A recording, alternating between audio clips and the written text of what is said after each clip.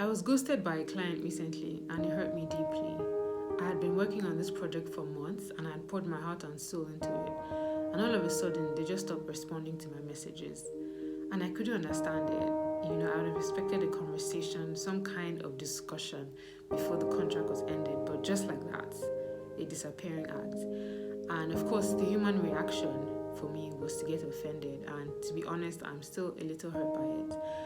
But I've seen firsthand the damaging effects of unforgiveness, and I really do not want to allow my heart to be poisoned. So I made up my mind right away that I was going to forgive. But how do you forgive somebody who does not apologize and might not even be sorry? Well, the first thing that I did was to change my perspective. While this project was ongoing, my client was very generous and they were very good to me. And, everything ran smoothly. It didn't stress me. It was a very good contract and a very good arrangement, and I really enjoyed it. So I decided to shift my attention from the one bad thing they did to focus on all the good things that had happened to me and for me because of the contract and during the project, during the tenure of the project. So instantly I changed my perspective and I was determined that I was going to focus on the good and not on the bad. The second thing that I did was to put myself in my client's shoes. We're in the middle of an epidemic. Maybe they can't afford to pay me anymore, and whoever is in charge, the representative, can't have that conversation with me. Maybe the person doesn't like confrontation and would rather not, have the discussion with me.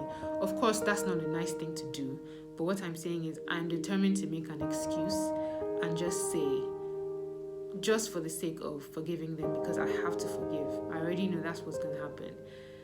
Then you also want to think about the fact that you're forgiving for yourself. Forgiveness is a gift that you give to yourself. There's a popular saying that is a bit of a cliche, but that, unforgiveness is like drinking poison and expecting the other person to die. Unforgiveness is bad. Holding a grudge is terrible. It's pointless because, you're just punishing yourself twice over. Plus, it's also bad for your health. Holding a grudge leads to anxiety, leads to depression. It even increases physical pain, according to research. So what's the point of, putting yourself in bondage because somebody did something to hurt you? You might as well just let it go. I know it's easier said than done, but the eventuality is that you have to let it go, because if you don't, you're just, hurting yourself, basically. And finally, remember that we all mess up. We all make mistakes. One day you're going to need somebody to forgive you too. And if you sow seeds of forgiveness, you will reap when the time is right. But above all, like I said before, remember that forgiveness is a gift that you give to yourself. Don't keep yourself in bondage because somebody hurt you. Set yourself free by forgiving.